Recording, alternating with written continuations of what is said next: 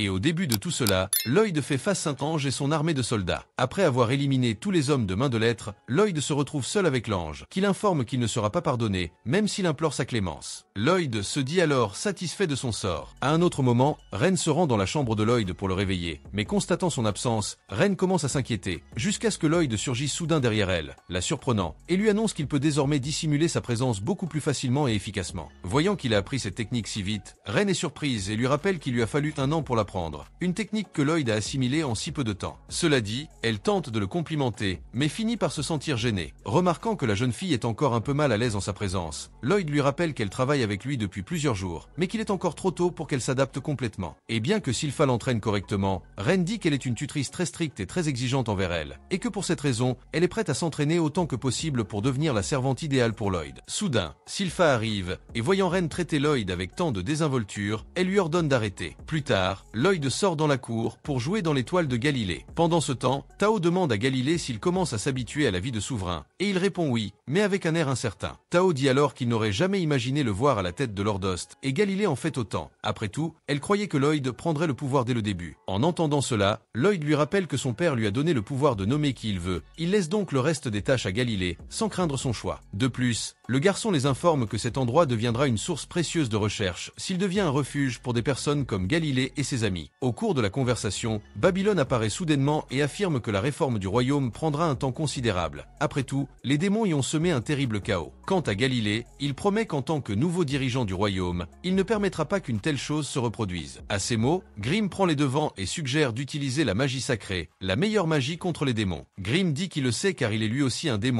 et par conséquent, il connaît mieux que quiconque les faiblesses de ses semblables. Et lorsqu'il découvre qu'il est aussi un démon, tout le monde est sous le choc. Grimm, offensé par la réaction surprise de ses amis, leur demande de se montrer respectueux. Cela dit, Grimm revient à la discussion sur la magie sacrée, expliquant que c'est une forme de magie à laquelle seuls les fidèles de l'Église ont accès, et qu'ils utilisent ce pouvoir divin dans le seul but de chasser le mal. Et même si cela peut paraître absurde, Grimm affirme que la magie sacrée peut éloigner les démons. En entendant tout cela, Lloyd le regarde avec un sourire ironique et avoue qu'il a fait une bêtise à l'Église, ce qui lui a valu d'être expulsé de l'institution et de ne plus pouvoir utiliser les pouvoirs divins qu'elle lui procurait. Mais considérant que cet incident remonte à 2 ans, Lloyd suppose qu'ils l'ont déjà oublié et décide de réessayer d'entrer dans l'église. En arrivant, Ren dit qu'elle n'aime pas vraiment l'atmosphère qui s'y dégage, alors Lloyd lui suggère de ne pas entrer avec eux.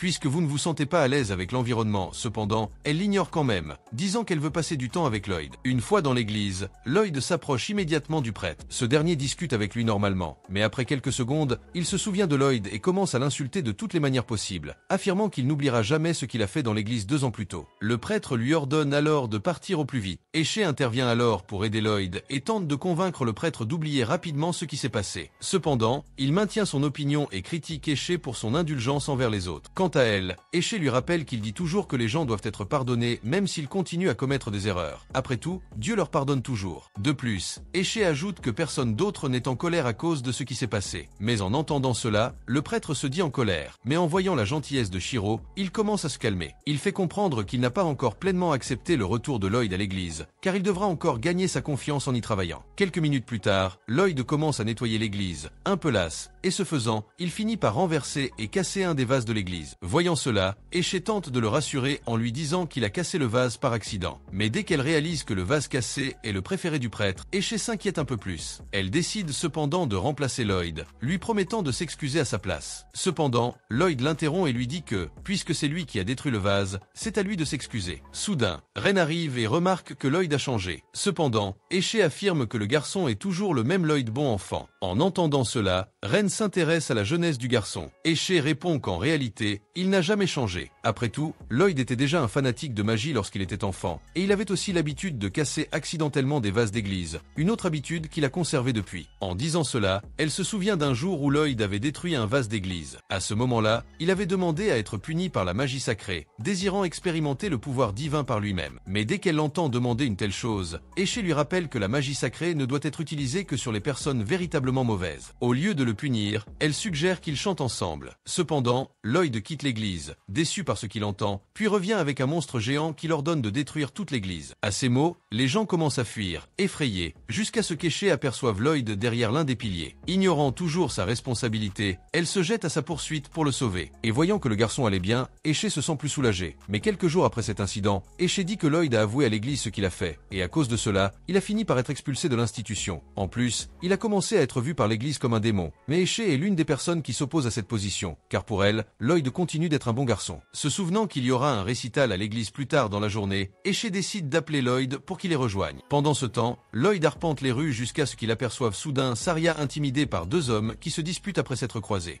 Et quant à elle, Saria demande s'ils savent jouer d'un instrument de musique, mais les hommes refusent. Sur ce, la jeune fille tourne le dos au fauteur de troubles et s'en va. Lloyd, quant à lui, explique à ses amis que Saria est en réalité la 4e princesse du royaume du Saloum, en plus d'être une prodige de la musique. Et bien qu'elle paraisse être une personne très importante, Lloyd lui fait comprendre que Saria est simplement une accro à la musique et ne s'intéresse à rien d'autre qu'à la musique. Soudain, le même homme qui avait abordé Saria l'aborde à nouveau et prétend savoir jouer d'un instrument, en l'occurrence, il est doué pour faire hurler les femmes. Voyant cela, Esché éloigne l'homme de Saria et lui dit que la jeune fille est son amie, pas un instrument de musique. Mais en entendant cela, l'homme continue de la provoquer, affirmant qu'il possède désormais 2 instruments. Quant au prêtre, il commence à s'inquiéter du déroulement du récital qui aura lieu à l'église plus tard dans la journée. Lloyd semble n'avoir rien entendu, puis Babylone l'informe qu'un récital aura lieu avec Esché et Saria, et la rumeur court que la mélodie des voix des filles guérirait les blessures des fidèles. Saria, quant à elle, critique sa façon d'extraire les mélodies d'Esché. S'il a réussi à la faire chanter, il a aussi fini par lui arracher des larmes. En entendant cela, l'homme devient furieux et tente de l'attaquer. Mais à cet instant précis, Ren utilise son focus de mana pour bloquer le mana de son corps. Dans cet état, elle crée une ouverture unique pour libérer du mana, obtenant ainsi une magie plus puissante et plus constante. Après avoir utilisé cette magie sur le prêtre et les bandits, elle parvient à les déstabiliser momentanément. Mais ils ne tardent pas à se ressaisir. Babylone les attaque alors, avec l'intention de les tuer. Cependant, Lloyd l'arrête, et au lieu de frapper les bandits, il les téléporte simplement ailleurs pour qu'ils ne soient pas blessés et ne les dérange pas. Après le réveil du prêtre, Lloyd et les autres lui racontent tout ce qui s'est passé pendant son sommeil, et Lloyd attribue tout le mérite à Babylone, affirmant qu'il est responsable de l'élimination de tous les bandits apparus autour de l'église. Mais en entendant cela, Babylone affirme qu'il a agi selon les règles de Lloyd. Après le départ du prêtre, Esché revient sur le récital à l'église et demande à Lloyd de chanter. Cependant, Saria s'y oppose, affirmant qu'il ne devrait participer au récital que lorsqu'il sera suffisamment entraîné. Au moment de la représentation, Saria commence à jouer du piano, accompagnant Esché. Lloyd, quant à lui, observe les 2 filles jouer de loin, émerveillé par chacune de leurs mélodies. Soudain, il décide de dégainer son épée, et ce faisant, Lloyd découvre sur la lame une sorte de notation magique composée de formes géométriques, quelque chose qu'il n'avait jamais vu auparavant. Lors d'une brève conversation avec Grimm, Lloyd dit avoir senti un regard étrange se poser sur eux au début du récital. Quant à Grimm, qui ne l'avait pas remarqué auparavant, elle commence à avoir peur en réalisant que quelqu'un les fixait. Cependant, Grimm ignore d'où cela vient. Lloyd dit que la présence semble être juste au-dessus d'eux, et il en déduit qu'il s'agit d'un serviteur de Dieu. Lloyd utilise sa téléportation pour se rendre à la source de cette présence, mais se retrouve dans un lieu vide, avec seulement des nuages. Cependant, après avoir marché un peu plus loin, ils atteignent une cloche. Après que Lloyd ait découvert qui le surveillait, il découvre qu'il s'agissait en fait d'un ange dépravé qui regardait et se déguisait en Sanji pour Esché et Saria, directement venus du ciel. Jusqu'à ce que l'ange soit interrompu par une boule de Lloyd's Cloud, qui a d'abord rendu l'ange furieux. Mais en réalisant que les humains sont entrés dans le royaume des cieux, il se présente comme Jiriel, un acolyte des 64 divinités du paradis, et demande comment de simples humains peuvent envahir cette barrière sacrée. Lloyd ne perd pas de temps et lui demande de lui enseigner la magie sacrée. Cependant l'ange est narcissique et commence à parler de la question de savoir si sa beauté a donné envie au garçon de se rapprocher de lui en apprenant la magie. Grin s'approche à son tour de l'ange, lui demandant comment un pervers comme lui peut être un ange. Avec cela Lloyd demande à nouveau de lui apprendre la magie, mais l'ange reste snob, et après lui avoir tourné le dos, il lance de la magie pour achever les envahisseurs. Cependant, il ne comptait pas sur Lloyd pour les défendre facilement, et il comprend comment ils ont réussi à se retrouver là. Ren est très inquiète de la disparition du garçon et dit qu'elle ressentait un regard, tandis que Babylone à son tour la calme et dit qu'elle ressentait quelque chose de différent. Lloyd, à son tour, était en extase au paradis, se battant en duel avec l'ange.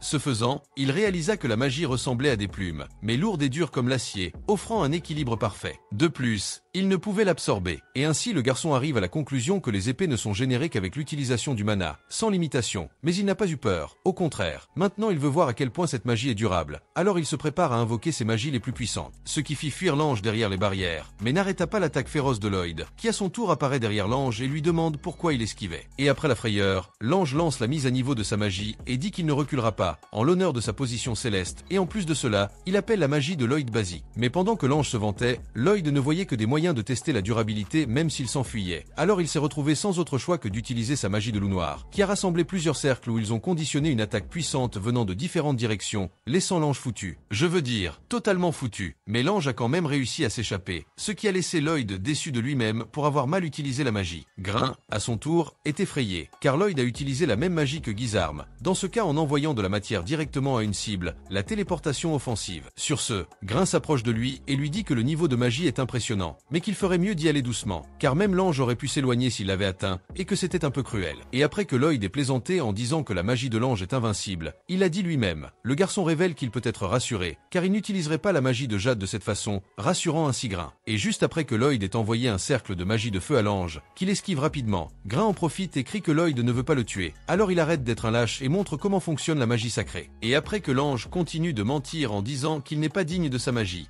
et cela va juste esquiver, Lloyd pense qu'elle tend d'activation du sort d'ouverture pour que l'ange fasse épitrerie. Et quand l'ange est arrivé, cependant, Lloyd a simplement amélioré sa magie pour pouvoir l'activer au moment de la téléportation. Et c'est ainsi que cela a été fait. À la dernière seconde, le garçon a fait un barbecue avec l'ange, ce qui a même fait crier Grin, lui disant de s'excuser pendant qu'il y avait encore une chance. Cependant, l'ange dit que sa magie est infinie et qu'il peut réparer autant de fois que nécessaire, ce qui bien sûr a surpris et excité Lloyd à ce niveau, et a voulu savoir quelle était la limite de la réparation de l'ange, qui à son tour l'a regretté amèrement et a murmuré que ce n'était pas aussi grave qu'il le pensait. Et à la dernière seconde, l'ange crie qu'il a menti et qu'il a une limite, et continue de s'excuser tout en explosant consécutivement. Après ce chaos, l'ange tout entier était transparent, et Grin explique que les entités éthérées comme elles sont essentiellement composées de mana, et donc Lloyd est arrivé à la conclusion que tant qu'il a du mana, il peut produire des épées à l'infini. Déjà sur son lit de mort, l'ange pense que c'était une bataille remarquable, mais il passera le reste de sa vie à vouloir apprendre la magie sacrée. Alors l'ange gagne, mais Lloyd lance une décharge de magie sur lui. Surpris, l'ange demande pourquoi il partage son mana avec lui s'il a essayé de le tuer, mais Lloyd dit qu'il s'en fiche, il veut juste apprendre la magie sacrée. Quelques minutes plus tard, l'ange était immense, ressemblant à Snorlax, en raison de la surcharge de mana, ce qui le faisait se demander qui était le garçon, car ce niveau de mana était supérieur à l'humanité. Et ainsi l'ange voit une chance d'établir une connexion avec le plan terrestre, et annonce qu'il lui enseignera la magie sacrée, mais ils doivent d'abord conclure un pacte, et il lui demande de lui tendre la main. Le garçon le fait innocemment, mais dans les coulisses, le plan de l'ange était de posséder son corps pour visiter la terre et voir les filles qu'il traquait tant. Grin a rapidement compris l'intention, mais il était trop tard. L'ange n'était plus que la main du garçon, et il devait espérer défaire ce pacte avant que le garçon ne grandisse. Et donc Grin éclate de rire en disant que l'ange est un clown, que son mana n'est équivalent qu'à la paume de la main de Lloyd, et qu'il aurait dû mieux savoir. Déjà vaincu, l'ange continue les préparatifs, disant que pour enseigner la magie sacrée, l'ange doit graver la formule magique dans l'âme du candidat. Après cela, le chemin est créé à travers des chansons et d'autres moyens, et il a donc dit d'appeler avec son âme une telle magie. Grin demande avec inquiétude s'il va bien et s'il a attrapé une maladie de ce pervers. Mais Lloyd dit que tout va bien et qu'il peut maintenant facilement comprendre le langage de la magie sacrée dans son esprit. L'ange se vante alors du garçon en disant que la magie sacrée est incroyable, tandis que Grin pense à son tour que cet idiot ne réalise pas ce qui vient de se passer. Maintenant que Lloyd maîtrise la magie sacrée, il a assez de pouvoir pour conquérir à la fois le ciel et les enfers. Il pourrait simplement usurper le trône du seigneur démon s'il le voulait, mais Lloyd dit qu'il est déçu, car l'apprentissage a été très facile, car il apprécie les processus, et que regarder uniquement les résultats a tendance à être ennuyeux. Après tout, explorer chaque étape de la structure est très intéressant. Tout comme il lisait des livres de sorts et se demandait comment cela était devenu ainsi et comment cela était pensé.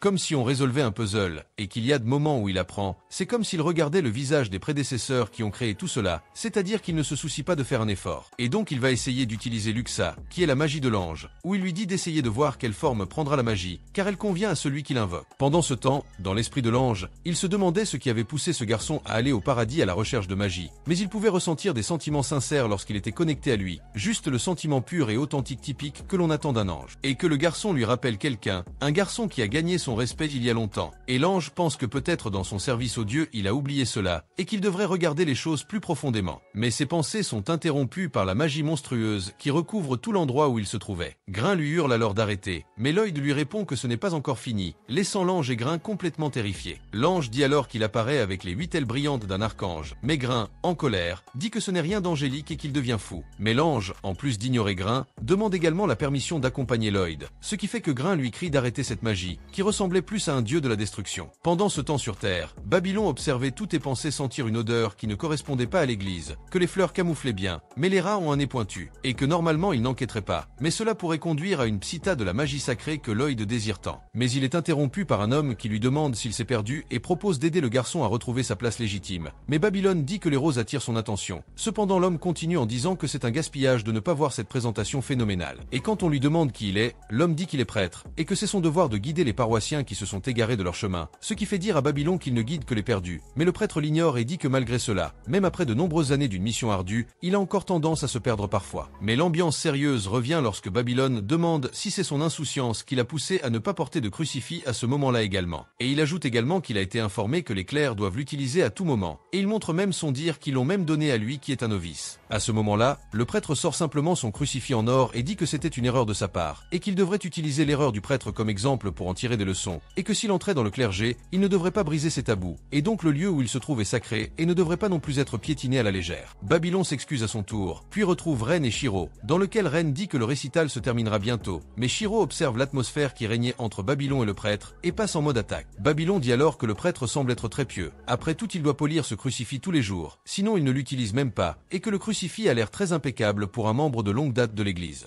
Le prêtre accepte simplement et dit que son ami à 4 pattes a un très beau pelage, tandis que Shiro avait peur en essayant de se cacher, et il continue en disant qu'il est un chien très intelligent et semble être bien soigné. Mais lorsque le prêtre agite ses doigts pour préparer une attaque, Lloyd apparaît derrière lui avec sa magie de téléportation, surprenant tout le monde. Lloyd demande à son tour ce que tout le monde fait là-bas pendant que le récital a lieu. Et alors que Lloyd s'approchait, Ren demanda où il était passé, mais lorsqu'il passa devant le prêtre, un affrontement psychologique et imperceptible se produisit, alors que le prêtre se tourna vers Lloyd. Cependant le garçon continua simplement à jouer avec Shiro et à le rassurer, lui demandant ce qui s'était passé, puis dérangeant ses amis alors qu'il les emmenait au récital. L'ange voit à son tour le visage du prêtre et réalise que c'est l'homme qui, dans le passé, lui avait valu son respect. Et de retour à l'église, la religieuse lui demande ce qu'il a pensé du récital, et avec le plus grand culot, il dit que c'était incroyable du début à la fin, laissant ses amis incrédules, et en entendant la voix, l'ange se débattait avec l'émotion à l'intérieur du manteau de Lloyd. Babylone demande alors si le jardin intérieur est considéré comme un lieu sacré, et la religieuse répond que oui. Après tout, il l'utilise pour donner du repos aux animaux de compagnie des fidèles. Ce qui effrayait Babylone, c'est que c'est de là que venait l'odeur de pourriture, et donc il pense qu'il est difficile de laisser derrière lui la vie d'un meurtrier, et qu'il continue à tirer les pires conclusions. Lloyd lui demande alors s'il va bien, mais Babylone pense qu'il a beaucoup de doutes dans sa tête à ce moment-là. Alors que Lloyd va voir le prêtre et lui dit qu'il cessera d'aller à l'église à partir de ce jour, Babylone pense qu'il semble avoir trouvé ce dont il avait besoin, et pense que ce qui se passe là-bas ne le regarde pas, et décide donc d'arrêter de penser. Jusqu'à ce qu'Éché vienne le voir et le remercie infiniment de l'avoir sauvé cet après-midi-là, ce qui laisse le garçon à nouveau pensif. Pendant ce temps, le prêtre marchait sur son crucifix pour le salir davantage. Après tout, il avait perdu son crucifix d'origine et avait récemment reçu ce nouveau. Puis une brèche s'ouvre, et les démons lui parlent mentalement, où il dit qu'il n'est pas nécessaire de les poursuivre, mais qu'il va augmenter la sécurité là-bas pour qu'il n'interfère pas avec ses plans, surtout maintenant que le jour est proche.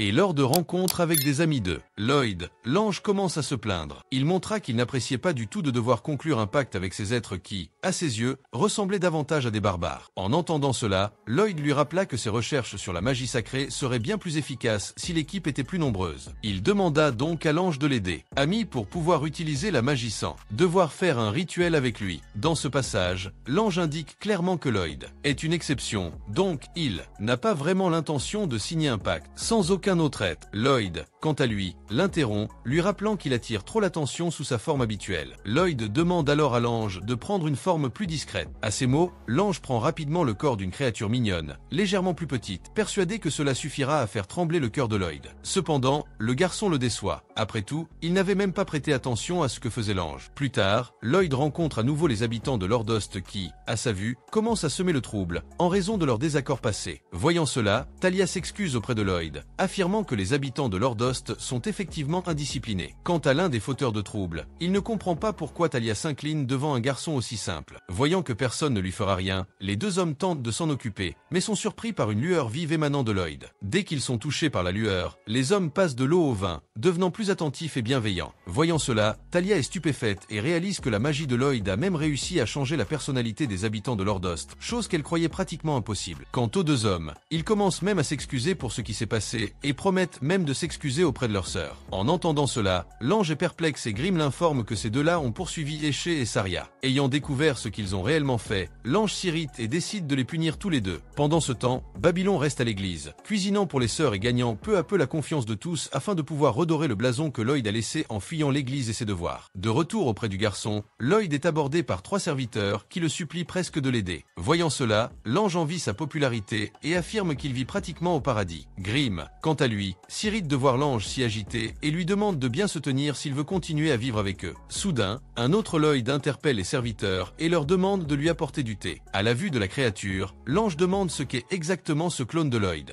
Grimm explique que Lloyd a fabriqué une poupée en bois à son effigie, car il utilise ce clone pour effectuer des tâches ménagères. Et puis, à un autre moment, le vrai Lloyd revient dans sa chambre et annonce qu'ils vont devoir lancer une chasse aux ghouls. Après tout, les morts-vivants sont la cible idéale pour tester la magie sacrée. En entendant cela, Grimm lui rappelle que ce type de monstre n'est pas si facile à trouver. Mais Lloyd affirme avoir déjà rassemblé suffisamment d'informations sur les ghouls à Lordost. Et pendant la conversation, Sylpha entre dans sa chambre après que Lloyd l'ait invoqué et lui demande ce dont il a besoin. Lloyd va droit au but et lui propose de partir à la chasse aux ghouls avec lui. Et dès qu'il entend cette demande un peu aléatoire du garçon, Sylpha tourne le dos et sort en courant de la pièce. Puis elle revient avec son épée prête et dit qu'ils peuvent partir quand ils le souhaitent, car elle sera libre pour la mission. Lloyd et ses amis se lancent alors dans un nouveau voyage et arrivent au grand pont de Dan, qui, selon la guilde des aventuriers, est l'endroit où l'on trouve le plus grand nombre de témoins de ghouls. En chemin, Lloyd s'impatiente du retard à retrouver les créatures et demande à Sylpha d'utiliser son odorat pour localiser plus rapidement le repère des ghouls. Cependant, elle lui rappelle que ces monstres sentent la chair en décomposition, ce qui rend difficile de déterminer s'il s'agit de ghouls ou de simples restes de nourriture périmée. Lloyd, quant à lui, se souvient que sa détection de présence n'est pas très utile en présence d'autant de monde. Soudain, Lloyd et son groupe sont abordés par Saria et Éché, qui prétendent être là juste pour déjeuner et invitent Lloyd à se joindre à eux. En l'entendant parler de crêpes, le garçon est impatient d'y goûter et ses yeux s'illuminent. Une fois au restaurant, Shiro se dit étonné de voir Lloyd dans un tel état d'euphorie, car les seules autres fois où il a vu Hétor aussi enthousiaste, Lloyd parlait de magie, le seul sujet qu'il semblait apprécier autant. En entendant Grimm dire cela, Lloyd réplique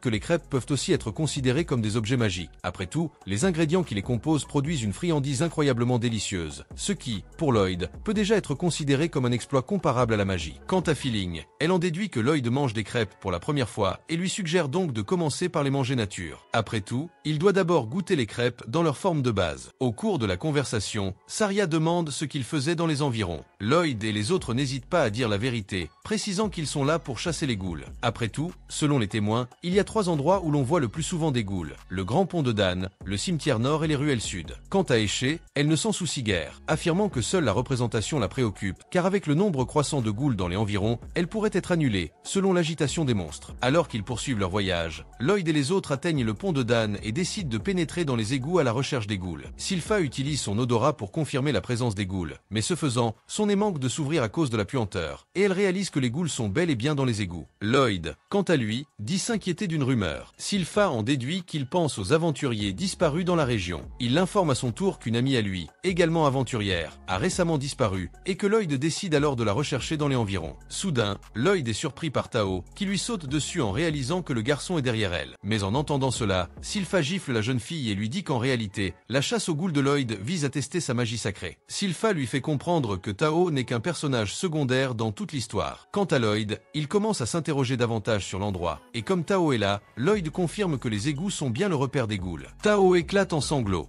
Disant qu'elle a fini par se perdre dans cet endroit sale et malodorant, elle adore quand elle sentit la présence de Lloyd dans les environs. Tao s'en servit comme repère jusqu'à ce qu'elle parvienne enfin à le trouver. Dès qu'il quitte les égouts, Tao décide de rejoindre ses quartiers pour récupérer sa lanterne. Mais en entendant cela, Lloyd lance un sort de purification appelé « Lumière du Soleil », formant un halo lumineux au-dessus de sa tête, illuminant ainsi tout l'endroit. De plus, la lumière générée par le halo purifie également toute saleté environnante. Voyant cela, Tao réalise qu'avec cet air pur, elle peut enfin remplir ses poumons et canaliser utiliser son QI plus efficacement. Quant à Shiro, il décide de partir seul à la recherche des ghouls. Cependant, Lloyd remarque que la puanteur ambiante va submerger son odorat, ce qui lui prendra plus de temps que d'habitude pour les trouver. Lloyd décide alors d'utiliser son détecteur de présence pour scanner la zone. Mais en chemin, il est surpris par Tao, qui le remarque en train de respirer le QI. Elle lui demande où il a appris cette technique. Lui, à son tour, répond qu'il l'a apprise de Sylpha, ce qui la met encore plus en colère. Sur ce, Sylpha soumet Tao de quelques gifles supplémentaires, et Lloyd change de sujet et l'interroge sur l'épée du tueur de démons. Cependant, Sylpha affirme l'avoir laissée à la maison pour la garder aussi propre que possible. Quant à Tao, elle fait preuve d'une nouvelle puérilité en invitant Sylpha à un jeu pour déterminer lequel des deux est le plus fort. Mais en entendant cela, Sylpha lui rappelle que le but de la mission 3 est de tester la magie sacrée, et qu'ils n'ont donc pas de temps à perdre avec ces jeux absurdes. En entendant cela, Tao insiste, affirmant que le gagnant du jeu pourra rencontrer Lloyd en tête-à-tête. Puisqu'il l'aide dans son expérience, Tao pense qu'il devrait au moins les récompenser. Cela dit, Tao les informe que leur jeu n'aura qu'une seule règle. Pour gagner, il faut tuer le plus de ghouls. Pendant le combat, Tao prend de l'avance, tuant plusieurs ennemis. Cependant, Sylpha intervient et vole les ghouls qu'il tuait. Sylpha adopte alors la même stratégie, suivant la jeune fille partout où elle va. Tao s'irrite encore plus et lui dit d'arrêter de copier ses mouvements. Mais en entendant cela, Sylpha tente une excuse, prétextant qu'elle teste simplement le tranchant de son arme. Durant le combat, Tao remarque que Sylpha est plutôt douée, même si elle n'utilise ni son QI ni sa magie. Sylpha, elle, loue aussi la performance de Tao en pensée, mais garde cette information pour elle. Pendant ce temps, Ren se tient à l'écart, impressionné par leur force. Tentant d'attaquer l'une des ghouls avec son épée empoisonnée, il finit par la détruire. Lloyd lui lance une nouvelle épée qui, en plus du poison, possède également une richesse de magie sacrée. Utilisant la nouvelle lame contre les ghouls, Ren parvient finalement à les tuer. À la fin du combat, les trois filles sont à égalité, ne laissant qu'un seul ennemi. Elles se précipitent sur lui pour le tuer et sécuriser leur rencontre avec Lloyd. Pendant ce temps, un homme capture le prêtre de l'église et semble prêt à prendre possession de son corps pour pouvoir se déplacer librement dans l'église. Mais à cet instant précis, Saria surprend l'homme en train d'attaquer le prêtre et est choquée par ce qu'elle voit.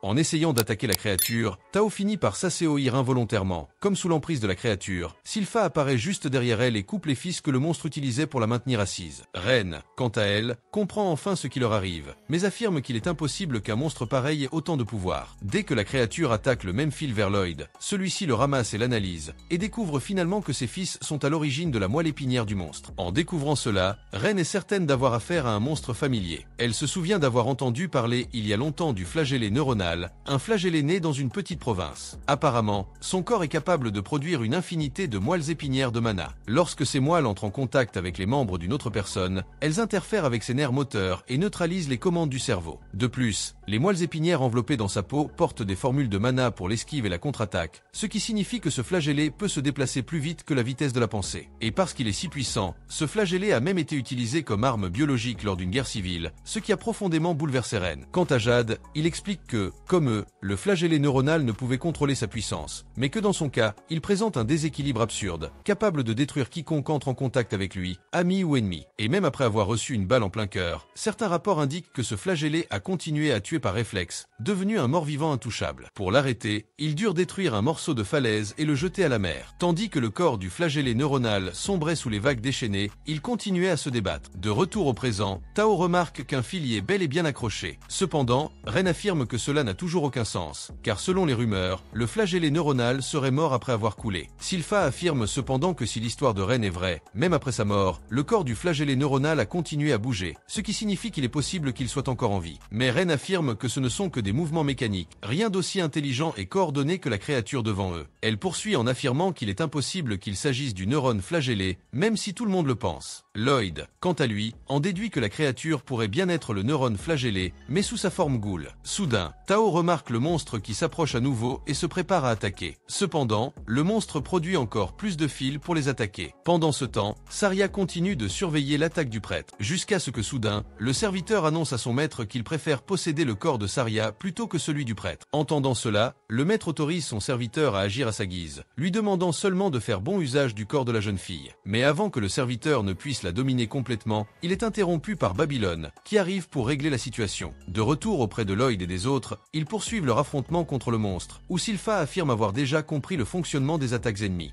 Et puis les trois filles parviennent à passer le fils lancé par le monstre. Cependant, la créature parvient à bloquer toutes leurs attaques, car elle utilise ses fils de moelle osseuse pour se défendre autant que pour attaquer. Mais, constatant que tous ses membres sont déjà occupés, Ren utilise son poison contre l'ennemi. Bien qu'il s'agisse d'une goule, elle est néanmoins affectée par l'attaque de Ren, car elle a utilisé une neurotoxine agissant directement sur le système nerveux de la cible, l'empêchant ainsi d'utiliser ses fils de moelle osseuse. Après cela, Ren ordonne aux filles de saisir cette occasion pour attaquer le monstre, car il ne sera pas paralysé à jamais. En entendant cela, Tao attaque immédiatement, puis lance le monstre sur Sylpha pour lui infliger le coup fatal. Sylpha utilise alors sa capacité « Rugissement du lion » pour attaquer le monstre, laissant entendre que la créature a été complètement éliminée. Cependant, Sylpha affirme qu'à la dernière seconde, ses mouvements automatiques sont revenus, et elle pense donc lui avoir laissé le temps d'amortir sa chute. De plus, elle trouve étrange que le monstre puisse contrôler ses pouvoirs à sa guise. Après tout, elle pensait que tous les fléaux ne les contrôlaient pas aussi bien, et Sylpha en déduit que l'affaire est plus grave qu'il ne l'imagine. À ce moment précis, Sylpha remarque le monstre en fuite et leur dit de ne pas le laisser s'éloigner trop. Le monstre, quant à lui, fait preuve d'une certaine vigilance, réalisant qu'il ne peut pas tenir tête à 3 aventuriers aussi forts qu'eux. De plus, il se souvient que son maître l'attend toujours à l'église. Cependant, le monstre compte sortir s'amuser à la surface avant d'aller le retrouver. Quant aux aventuriers qu'il vient d'affronter, il promet de les rencontrer quand le moment sera venu. Et puis, se souvenant de sa vie de son vivant, le monstre la résume à une vie de merde, constamment maltraité, sans aucun lieu où se sentir chez lui, jusqu'à ce qu'il finisse par devenir un éthéré, une race capable de posséder le corps des vivants et de les contrôler à sa guise. Mais dans son cas, cela ne fonctionnait que pour les faibles d'esprit. Il continua alors sa vie ainsi, jusqu'à ce qu'il rencontre soudain son maître, qui lui parla d'un cadavre puissant, surnommé le cadavre de la guerre civile, qui continuait d'exercer un pouvoir incroyable même après sa mort. Depuis, il a pris le contrôle du corps de cet être et demande à son maître ce qu'il veut en échange. Cependant, le maître le surprend en lui disant qu'il ne veut rien en retour. Il lui demande plutôt d'utiliser le corps de cet être comme bon lui semble. En entendant cela, il se lance d'abord à la poursuite des bâtards responsables de sa mort, mais une fois ce but atteint, il n'a plus d'autre projet en tête. Dès lors, les désirs de son maître deviennent le centre de son univers, et lorsqu'il se retrouve face à Lloyd, le monstre réalise que le garçon s'est effectivement révélé très différent des autres, car il a été le premier à remarquer ses fils avant tout le monde. De plus, il entra intentionnellement en contact avec l'un de ses fils, ce qui le terrifia profondément. En entrant en contact avec Lloyd, il ressentit un tel désespoir qu'il en fut paralysé. Sentant un mana immense émaner du garçon, le monstre implora sa pitié et lui demanda de le laisser partir. Mais se souvenant que Lloyd représentait une menace pour son maître,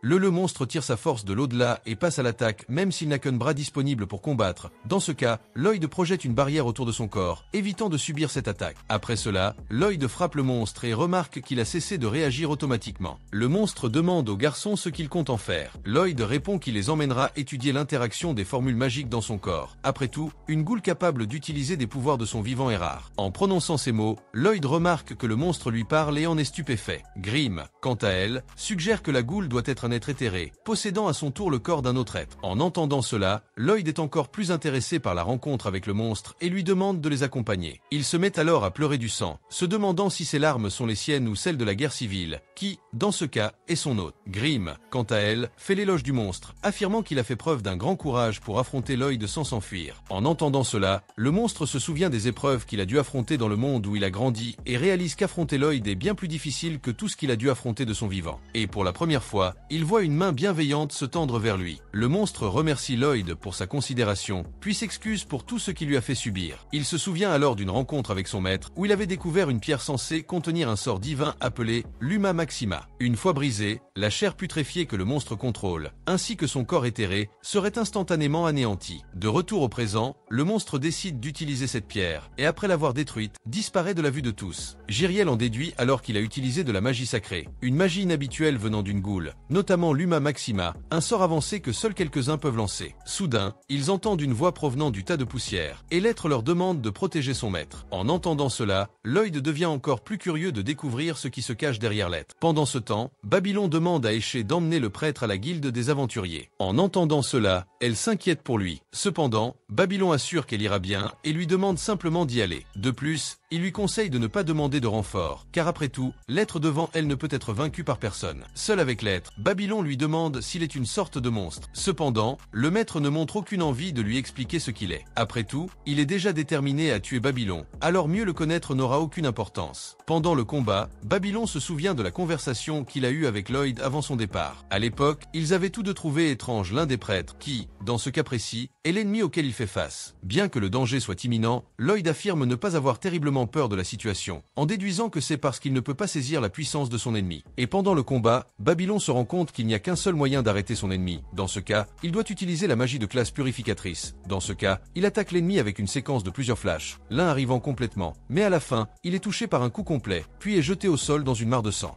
Mes amis, les affaires vont mieux point et bien. Je veux vraiment voir Lloyd contre ce maître, et je veux aussi le voir utiliser cette magie neuronale. Ce fou qui contrôle les autres va être vraiment bon. Alors laissez un like et abonnez-vous et je vous en apporterai certainement plus.